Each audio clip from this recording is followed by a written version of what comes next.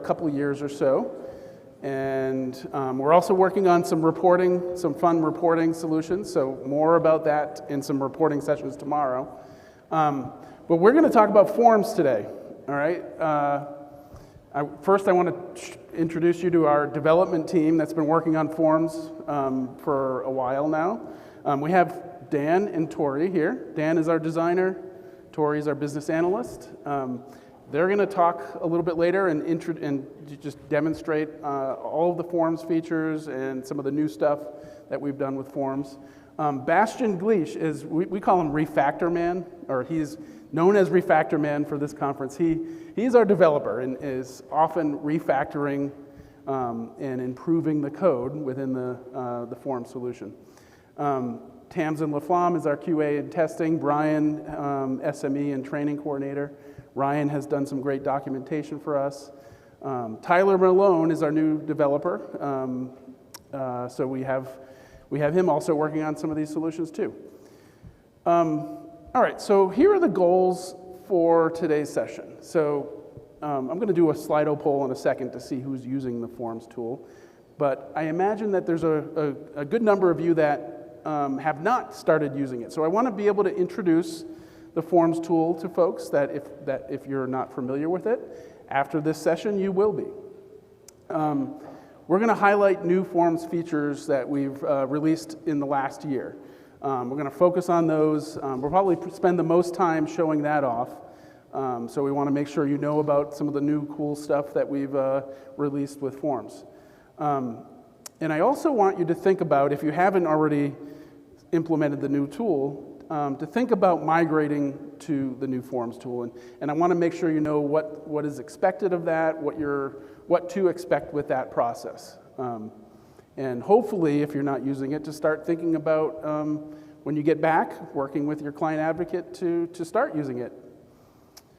Okay, so the first thing I want to do, I'm going to switch over to an actual Slido poll and launch it from here, is ask you, is your practice using the new Forms tool? Now, to get into this, I don't see a QR code. You may, actually, let's try this. I think this will do what we need it to do. There we go. Yeah, so QR code's up here. I want to just know for the folks in the room and the folks at home, have you implemented the new Forms tool in the EHR? The second response there is you're exploring it. So some of you may have worked with a client advocate and have this turned on, and you may be in the configuration aspect of it. That's what that second option is there. So just trying to get an idea of who here has implemented. So it's great to see almost 2/3 so far are fully implemented. That is fantastic.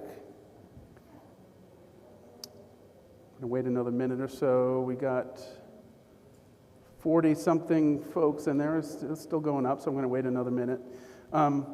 Yeah, so just a little background. So we've been working on this for a while. It's been about 1.5 years or so, I think, that this tool has been usable within your offices. And we, our client advocates mostly, have been implementing this and turning this on and working with you all to migrate forms and get you familiar with using it. Yeah, so I'm going to move on from this, but it's great to see that almost 2/3 of the folks in this session, whether virtually or live, are implemented with the Forms tool. So you're going to see that for the folks that are implemented, I want to make sure you know about all the new cool stuff that's coming, and we'll talk about that. Oh, don't want that yet. There we go. All right. So the new Forms tool essentially is you can control the destiny of your forms. So I have this little image up here, and this is representing the forms of the past. Okay, in the past, you have often emailed or reached out to support asking questions like, "Can you please add these attached forms to our system?" Sometimes they're just letters, sometimes they're PDFs. can you help us get a provider signature onto a form? Or we need to change our letterhead, and all of the forms we have on our system need to have this new letterhead. So these are questions you've asked us in the past. The new forms tool, most of that stuff you can do yourself, or some of that stuff you can do yourself.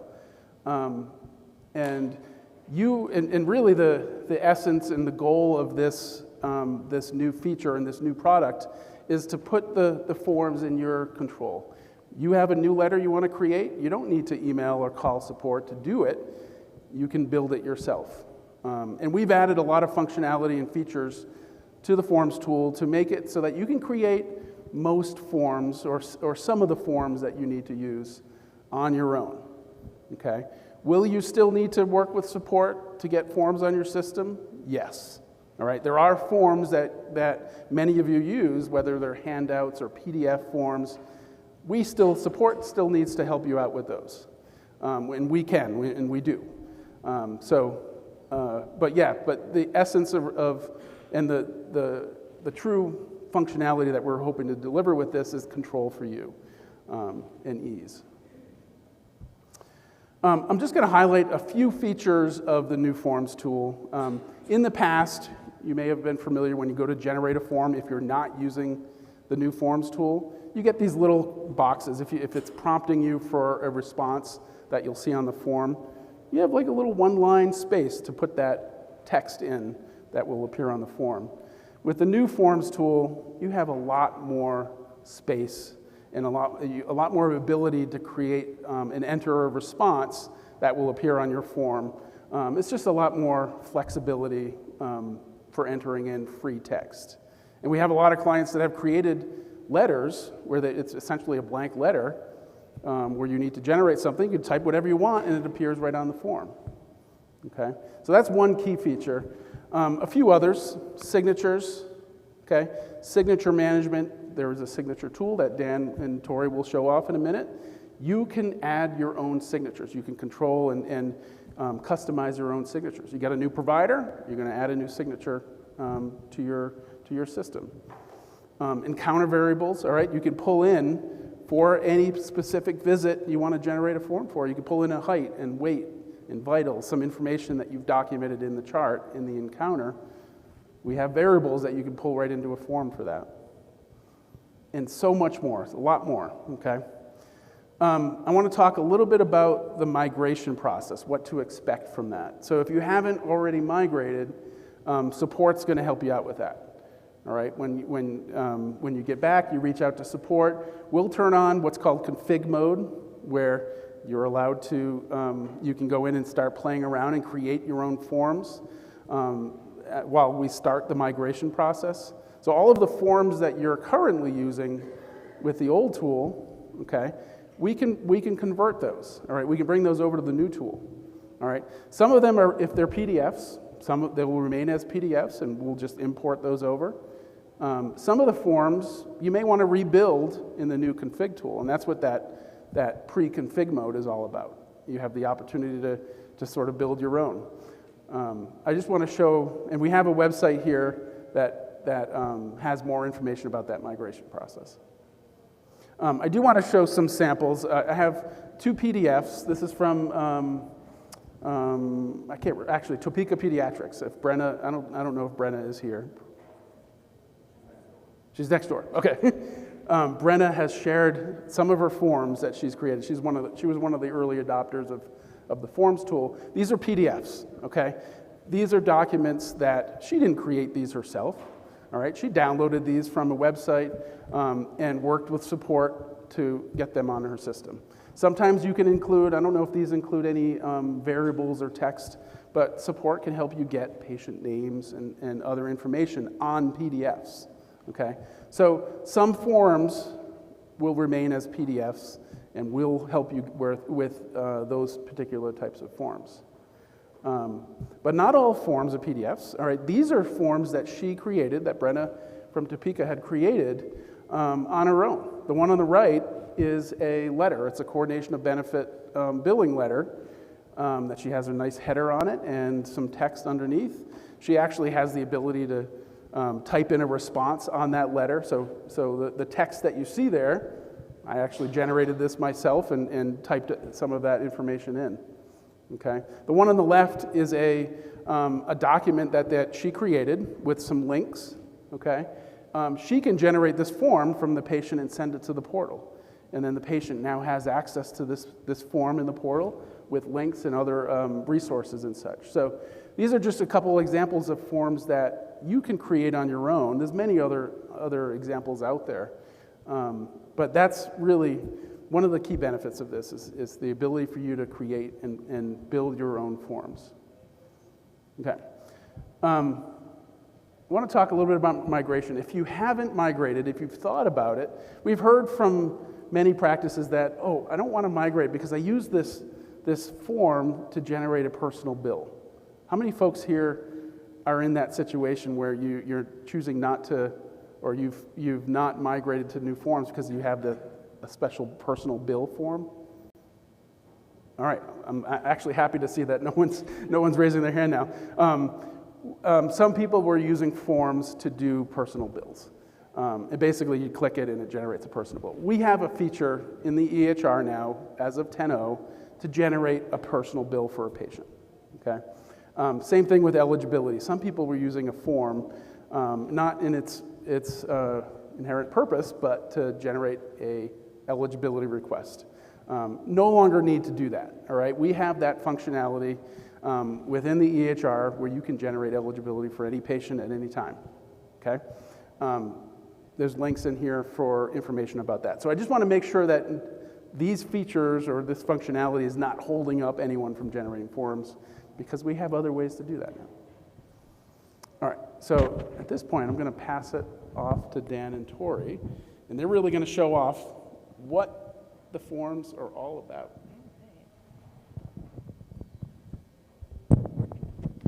Super transition. See if I can make this make any more noise. Okay. Can you all hear me okay? Beautiful.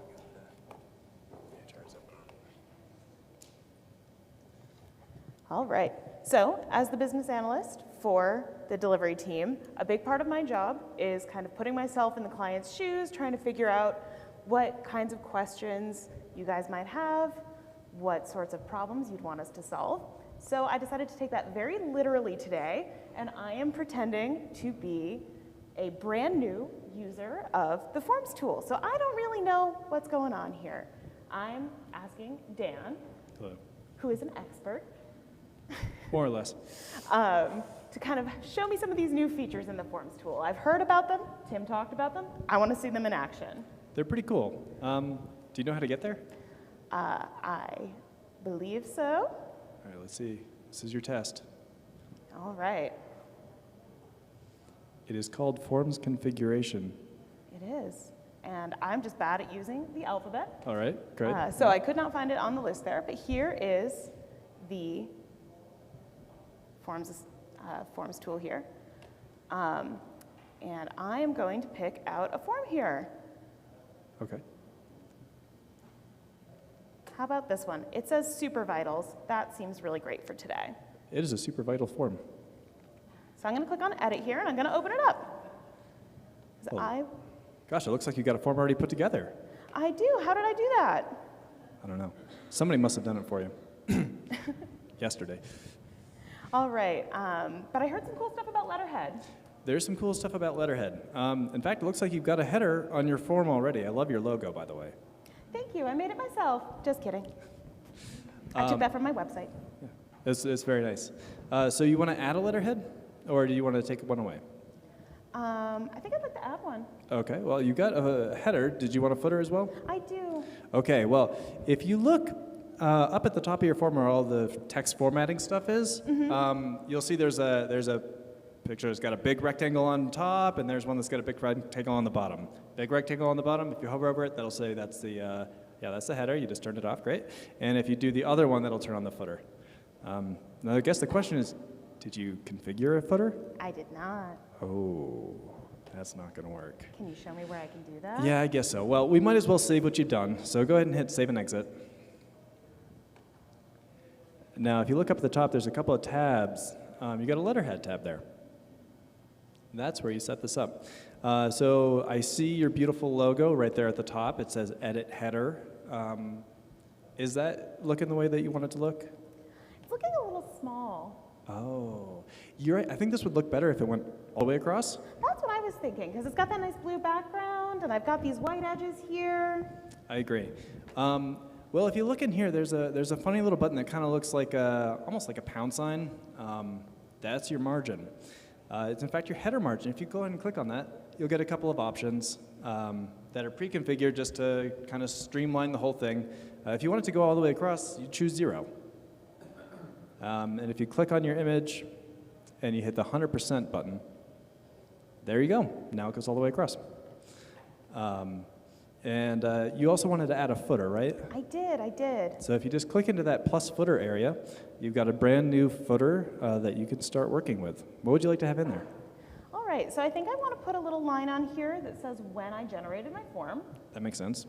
You know, if I'm printing something out for the parents so they can reference it, you know, they know exactly when I generated it.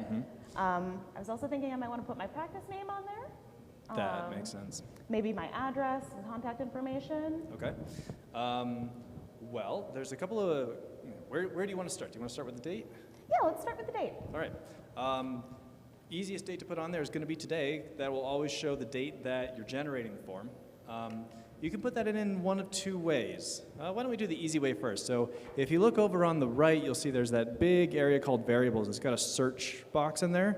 If you just type today in there, it'll pull your thing right up. Yeah, and if you double click on that or click and then click insert, either way, puts it right onto your form, right where your cursor was.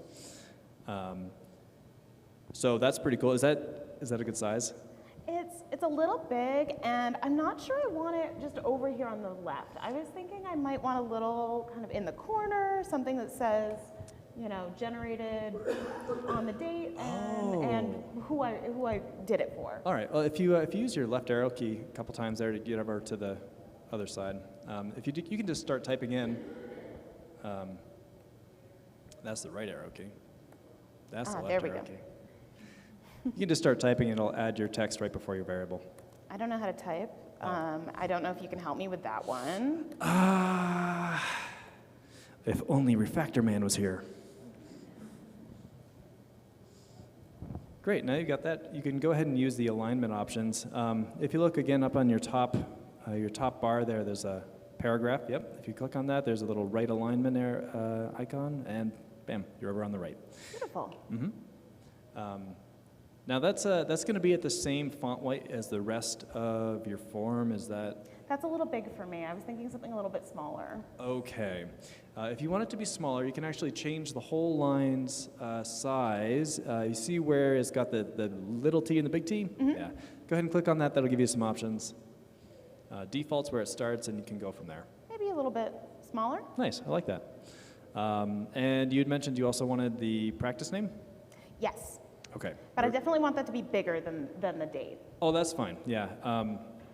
If you get all the way over the right, if you just start yourself a new line. Okay. And we can, all right. I like that. So you want the practice name. So do you want to know the other way, the kind of the faster way? Yeah. Well, actually, no. Let's do it different. Let's go ahead and use the search filter again. We can put in practice, and that'll pull up all of your practice variables.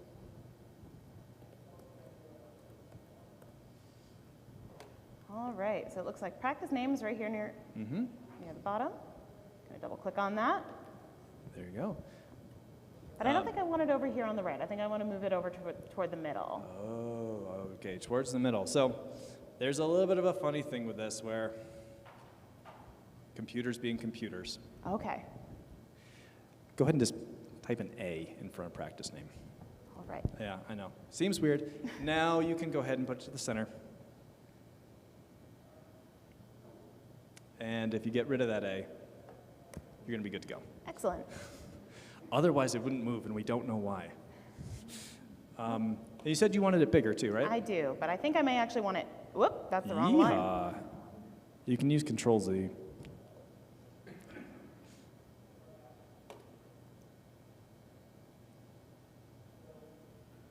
And And sometimes it's funny. Did it want me to put the A in front of it? It might want the A back. Okay. It might be very strange. If you select it all and you set the size. Or sometimes you just need to get rid of it and try again. Okay, let's start over. Computers, everybody. They're great. There we go. That's the size That's I was a looking big practice for. name. I like that. Nice and big, easy to read. And yeah, it's exactly. So it's going to stay center aligned until you change it, so you can add in your other variables if you wanted. All right, so I'm going to do my practice address, not in that order.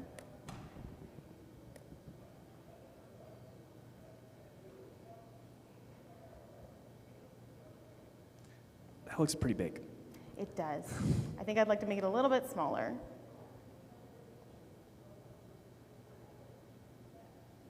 Maybe even smaller. There we go.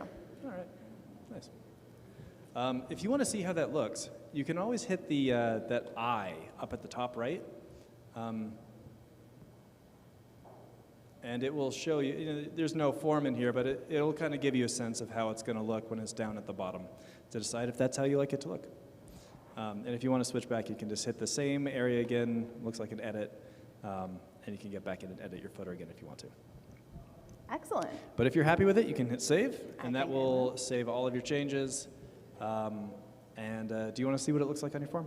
I do. So I can go back out here to my Forms You tab. sure can, yeah. And now I can look at my Super Vitals form again. Mm-hmm. And since you already had the footer turned on, I think you did turn it on, right? I did not. You didn't turn it on. Oh, I thought you had. Oh, go ahead and turn it on now. All right. And there it is down at the bottom of your form. And it's taking up all the space that it needs to, and looking great. Now, if you hit the I here, now you'll be able to see what your new form looks like with all of its letterhead put on there. Great. Do you believe this is how it's really going to look? I want to believe. You want to believe? Well, I want to believe too, but sometimes it's good to do a double check. Why don't we go ahead and save your form just so you don't lose all this wonderful work that you've done?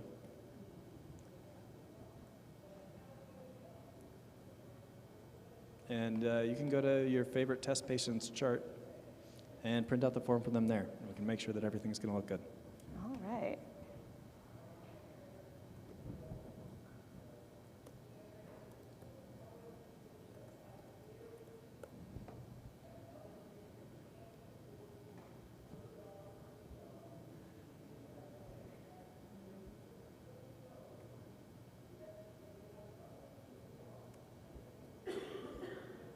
Come on, Internet, don't fail us now. I know.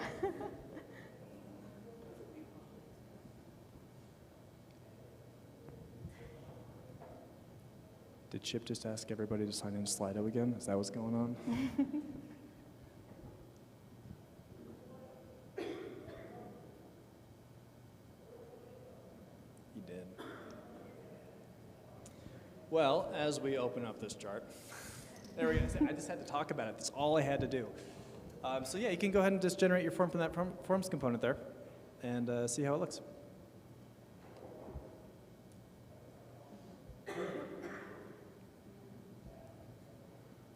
Now, because you do have vitals on there, it's going to ask you which encounter you want to generate this for. I know you might have been used to how it worked before when you had vitals on your forms. You had to actually go into the visit to make sure you got the right ones. Not anymore. You'll be able to select it as soon as Chip stops doing stuff with Slido. We always run into this risk.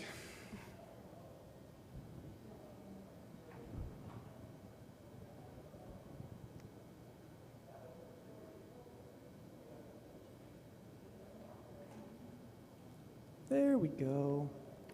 So if you look over on the right, you'll see there's an encounter selector there. You can choose the one which is actually the visit that you're trying to print this out for. All right.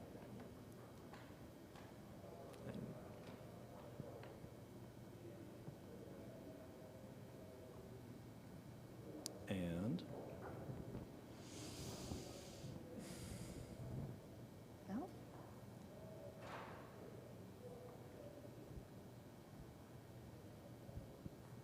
There we go. Here it is. For when the internet is just as slow as I feel right now. So it's looking pretty good. How do you feel about your new form? I really like it. Fantastic. Is there anything missing? Let me see. I'm not sure. Tim mentioned a few other new features. What might I be missing on my form here? I would love to see a signature. Okay. A signature. Tim's signature? We'll at least get one of the doctor's signatures on there. All right. Well, if we want to add a signature, it's as easy as contacting support to... Wait, no, that's passed. If we open up the forms configuration again.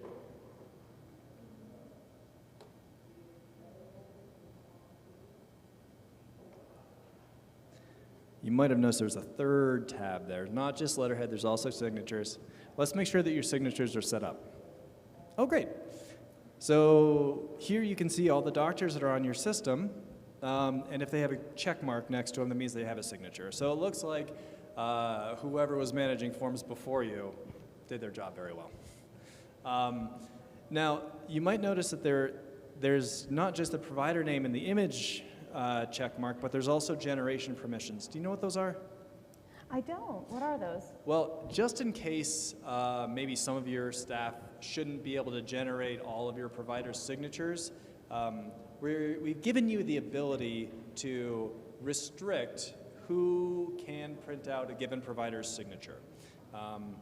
So if Tim has been known to misuse Dr. Casey's signature, we can set it up so that only Tim can't generate her signature. So what you do is that you've got Dr. Casey's signature selected there. Yeah, if over on the right-hand side, there's a generation permissions area. You can click on Edit. And right now it's set up to be unrestricted, which means everybody can use it, which is great. But if we want to prevent Tim, we can open that up, and we can make a block list.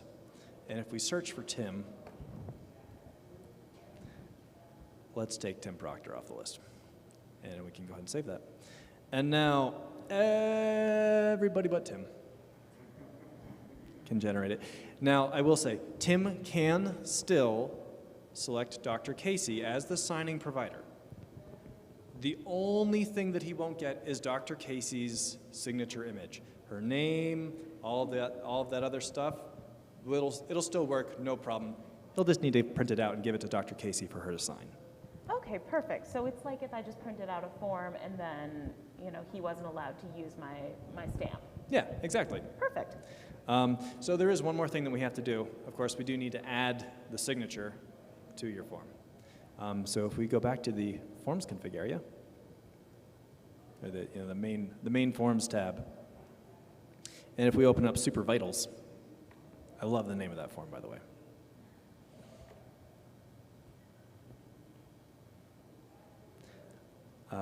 Guessing you probably want their signature at the bottom? Yeah, that's where I'd like to see it. All right. Well, let's give it a little bit of space from the rest of those vitals there. And now let me show you something really cool. So before you've been using the variables pane to find your variable and to put those in, there's another way to do it. There is. Yeah, if you don't want to take your fingers off the keyboard because you're a good typer, right? Yeah, you've seen it. Yeah. Live on screen. Instead of going over to that variables pane and searching for the thing that you want, we added in a quick add feature. Oh, that sounds perfect. So if you put in I don't know what to call it, a left angle bracket, the caret going left, and you start typing something like signature perhaps, this will pull up a list of all the variables which match the stuff that you've typed in. I will say you can only put in one word here. If you do a space, it'll say, oh, did you maybe not mean to put in a variable here? But signature image is the one that you're going to want. And if you'd like it to be a little bit bigger, you can actually up the font size. And it will scale the image up to be the size that you've selected. So let's make it really big. Maybe really big? Really big. Perhaps the biggest? Woo. That might be too big. That might be too big. How about big? Yeah, that sounds great. Now, I would recommend for people like Tim who aren't allowed to use everyone's signature, it would be really useful if we also put their printed name down below. That way we know who to hand it to. That way we know who to hand it to, yep. Oh, and if you can hit Control-Z and get back. Now. Okay, now we can hit Enter. There we go. And if we do bracket signature again, we can get the provider's full name or their first name, that's fine too.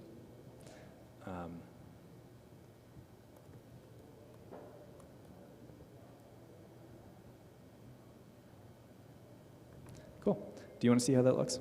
I do. Let's go ahead and preview it. All right, and you'll notice that there's no signature there right now. And that's because every time you generate the form, we want you to have to make a choice as to which doctor should be signing this form. No defaults, make a choice. So there's a signature selector there. Go ahead and open it up. Now you will notice that after Dr. Casey there, it tells us that she is this patient's PCP. And if you look a little further down, you're going to see that Dr. Gomez is highlighted as the provider of the encounter that you have selected. So we added a couple of little hints there just to make it easier to select the person that you want, but you could select anybody that is appropriate. And there you go. There's Dr. Gomez, her signature, and her name is showing right up on your form. All right. Is your form complete? I think it might be. I think you did a great job. Well Thank done. You're now a forms master. All right. I'm going to give this microphone back to Tim. Does anyone have questions about signature? Go to the mic. Here, Tim, I'm going to give you this microphone back.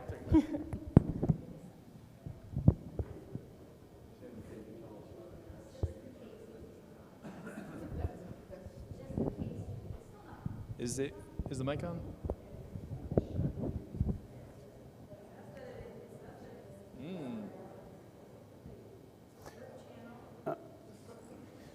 I'll be loud. Here. 2 questions. In case y'all are not tired of me yet. So when I just look at my forms editor, one of my doctors does not have a signature in there. So I clicked on add signature, and it gave me a box of, upload the signature. But when I click on the upload, the location it selects me to upload from is some magical PCC location that doesn't actually exist in my computer. And it's the same thing when I try to upload a picture for a letterhead. Anyone else have that problem? Just me? It's magic. I like magic. Uh-oh.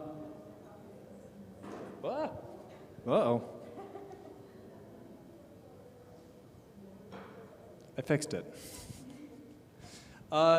Sometimes it may take you to a magical folder. If you're doing this if you're remoting into your system, it has to look at the file system of the computer that you're using. Sometimes it takes you into funny places, like mine takes me into program files. But this is just a starting place. From here, you can move around, and you can go to the place where you may have scanned your image into, and from there,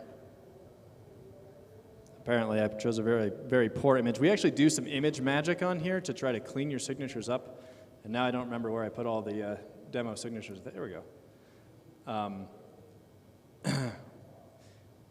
You can navigate to whatever folder you've actually saved your image in. And that's true for when you're uploading your letterhead image as well. Navigate your file system, find where you saved your file, add it from there. It does take you into a funny place to start. Yeah. Great question. Yeah. And Dr. Vincent, did that answer your question? Did that answer your question? Or, okay. So with the signature, you pointed out that you could put it for the PCP or the provider for that specific encounter. Could you make it general as well, so it could be any provider? Let's say if it's a return to school letter, could you put it for that same doctor, even though if it's not a different doctor, even though if their doctor is not in office? Excuse me. Yeah, great question. So yes, when you're selecting the signature provider, we give you some every time. We give you some guideposts to give you a clue, like, hey, maybe this is who you're looking for. Do you want their PCP? Do you want the provider of encounter if you have encounter variables? You don't have to select that. You can select anybody you want, given that they're a provider. In fact, I've even seen folks set up like a nurse provider with a signature in there as well. So Yep. there are some So yeah, interesting I will point out it does indicate for the patient you're generating the form for who's the PCP. So you have that option too. Can I ask a question from online? Sorry, that's loud. Sure. Oh, you can go first if you want. No, we'll do. All right, we'll do online question and then we'll. Okay. Dr. Schwartz. So this question is, how do you know which forms you'll need to keep as a PDF and which should be in HTML? Ooh, very good question. First off, you knew it was in HTML. Very good. All right. Forms that would need to stay as a PDF would be, generally speaking, forms that are supplied by a third party. States, schools, if they're really particular. Sometimes, daycares or camps might be very particular about the exact format of the form that they use, and it has to have their image, their watermark. Those would be the sorts of things that would need to stay as PDFs. Yeah. If it's a form that relies very, very heavily on having images and a very particular format, that also might be the sort of thing that would be better used as a PDF for right now. Just because it could be very difficult to get your form to look exactly like that when you're recreating it. Anything that your practice has created, any letters that you've created, any handouts that you've created, all of that I would put into the bucket of you should create it yourself in the Forms tool. That way you have complete control over its content when you create it and when you need to modify it without needing to wait for support. I would say anything that you can do yourself is going to make your lives easier in the long run because you no longer have to wait for somebody else to make the changes when you need them. Yeah. And I will point out with PDFs like this one that I'm showing here now, PCC support can add these variables right on there for you. And we've done that. And sometimes there's response prompts too. We didn't show an example of the ability to create a form with a response where by that I mean free text that you can type in when you generate the form. But that's all doable with PDFs too. And I will note, just to tack onto that, in the new Forms configuration tool, whereas before, not in this tool, if you had questions for PDFs or not PDFs, those had to be configured by support. They had to put in the prompt. Typically, you would have to send them the prompt that you wanted them to put in. And if you wanted to change the prompt, then you'd have to contact support to tell them to change the prompt, however long that takes. With the new tool, regardless of whether it's a PDF or a standard form, as we're calling them, you can always control the text of how your prompts should be presented when you're filling them out. So you don't have to wait for anybody. The other really cool thing is that Tim, in his presentation, showed that when you're using responses on our new standard forms, on the HTML forms, that when you type, you actually can see what you're typing appear on the form in real time, and your box grows. That's really cool. It's really cool. But PDFs weren't totally left behind either. While we can't have the text showing up live on the PDF as you're typing it, we did set up the boxes so that they grow. So you're not on that one foreverly long string of text, which means you can actually see what you've written, which is nice. All right, Dr. Schwartz. So one quick question on the icons, with the folder icons, whatever they are. Those are PDFs, but they're also forms that were imported. Appears like they're forms that were imported that may not have been PDFs, but now they are, or when you imported them, they become now not reconfigurable by us or something? Great question. So only PDFs have that PDF icon, okay? What Dr. Schwartz was alluding to is that if you haven't migrated yet, if you haven't started checking this out, we actually will be able to move all of your forms from the old system to the new system. All of the PDF forms will be kept exactly as they are, no changes needed. Any text forms, those will need to be recreated because, well, frankly, we've overhauled the way that forms are made, the way that forms are formatted, and even the way that variables are added to forms is completely different from the old, waffle, for those of you who are waffle aficionados. All of that was left behind for the new standard forms. Only, as I mentioned, only PDFs have the PDF icon. So anything that was a PDF in the old way is a PDF in the new way.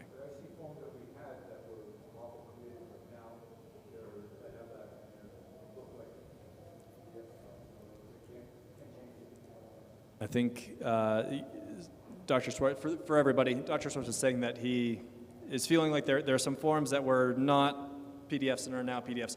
We'd have to look at specific instances. It could be that your CA, as part of the implementation, took those forms, converted them to PDFs for you, trying to be helpful.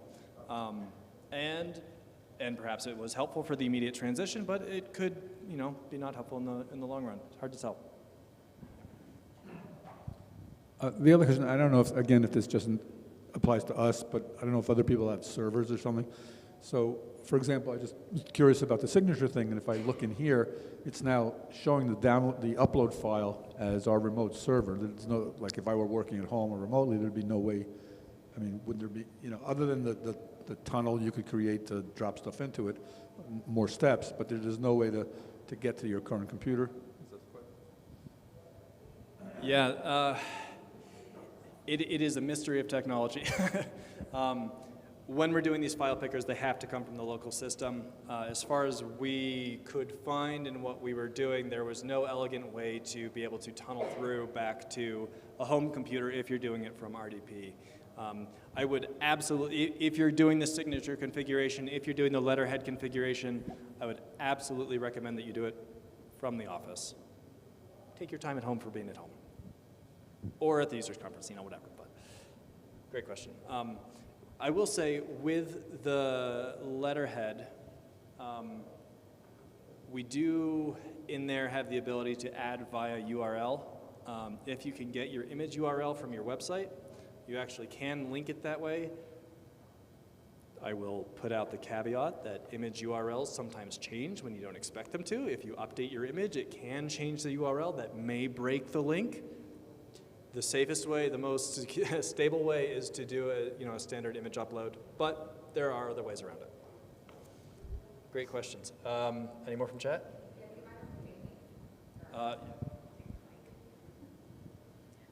Okay, so Dan, you mentioned in an earlier session that we could have columns. How do we do that, and how many columns can be included? Oh man. Somebody's calling me out. Okay, here's the story. In terms of how many columns can I add, how do you do columns? Right now, the only way to do columns really is it's what we call a space hack, where you use spacebar and you line up your text. And in fact, if we open up the Super Vitals form here, I did the space hack on this. I set it up. You can see how my vitals variables are kind of in a line there, spaced out. And when I preview it, when I preview it, come on, internet, don't do this to me.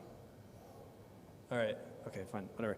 When it generates, more or less, they stay in a line. It's not perfect though because it's space characters, and space characters have slightly variable based on what letters came before and what letters come after. But it's pretty close. And with the new technology that we put in place in 10.0 to take this and turn it into a PDF, which is what gets printed out, which is what gets given to your patients, We did a lot of work to ensure that this way that the space characters represent on the screen are exactly the same way that the space characters are represented on the piece of paper. Which sounds like it should be really easy, but let me tell you, we spent way too long on that. We would love to create an actual way for you to be able to put columns onto your forms.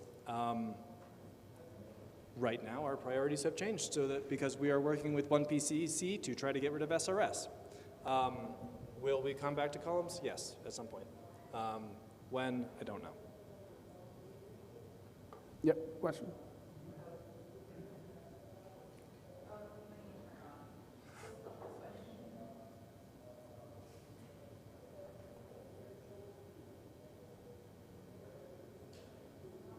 Oh, no. All right.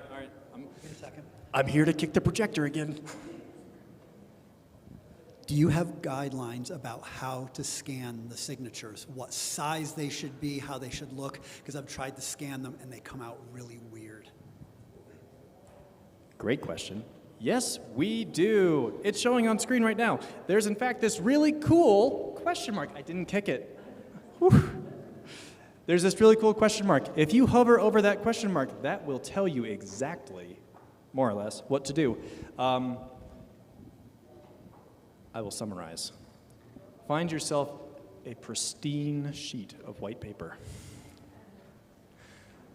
Sign it with a black pen, a nice black pen, one that, flows really smoothly.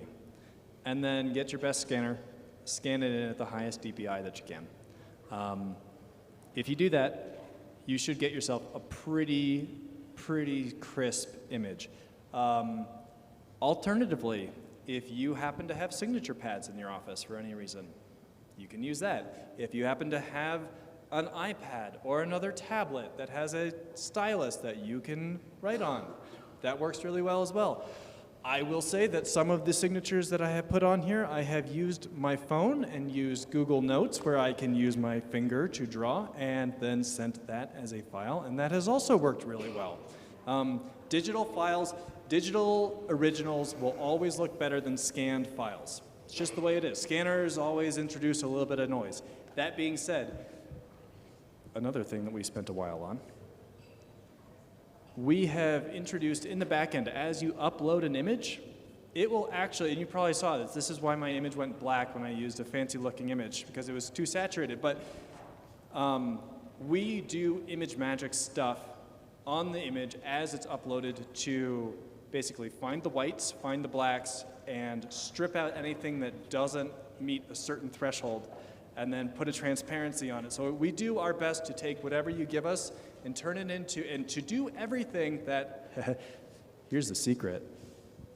Before, when you would send your signatures to PCC support, the reason why it sometimes took them a little while to then put them onto your system was because they then took the file that you sent them and spent 30, 45, maybe an hour, maybe a little longer, cleaning up the image, sometimes taking it into Paint and deleting pixels, and then putting it all onto a transparent background so that when it goes onto your PDF, it looks nice.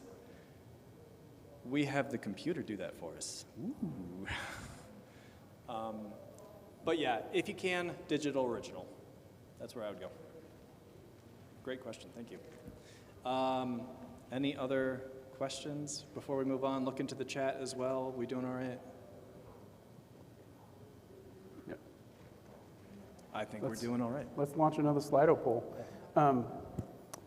What is holding you back on using the new EHR Forms tool? If you're not using it now, or maybe even if you are using it, what are some of the things that might be holding you back, or maybe not able to do? You can scan that QR code if you're not already in there. We'd love to hear some feedback and some thoughts on this.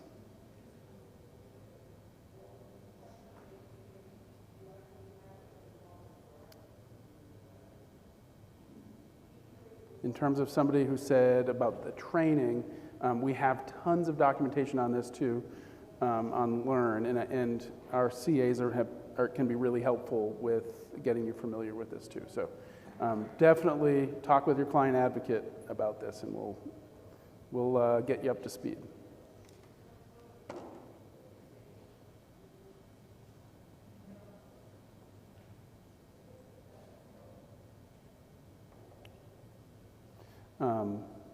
I will mention, I was going to say this in the next slide, but we have a session tomorrow afternoon. I think it's 3 o'clock? I can't remember exactly what time.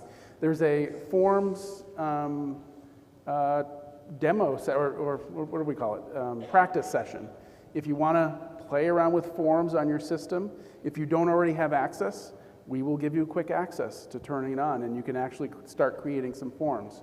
If you don't have a header on your forms, but you want to maybe work on a header, work on a footer, you want to work on some forms, tomorrow's the time if you want to work with us individually and get some input on and get some help getting started. The class is at 2:30. 2:30, Yep. okay. And I will also note that for those of you who haven't turned it on, and who might be thinking like, oh gosh, if I turn it on, I'm going to have to have everything set up in one night. No, there's a pre-configuration mode where it's turned on, you can access a tool, but the people who are generating forms don't lose access to the forms that are already there and working. So you get to take your time, set it up at your leisure, and turn it on when you're ready.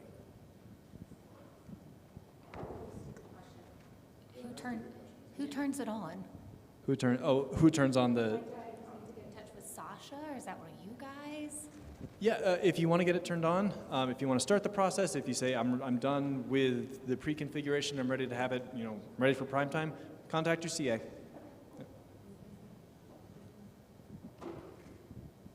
Yeah. Okay.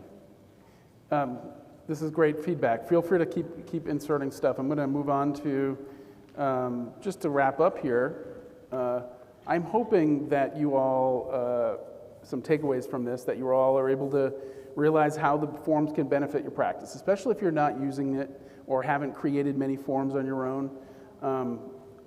I saw some thoughts and some examples of types of forms that folks might want to add in there. That's great, and I'm hoping that you're thinking about different types of forms or different forms that you may want to create on your own, or different letters and things like that. So I'm hoping that you discovered some new functionality if you're using it and hadn't really experienced the margin thing that Dan was showing and Tori were showing.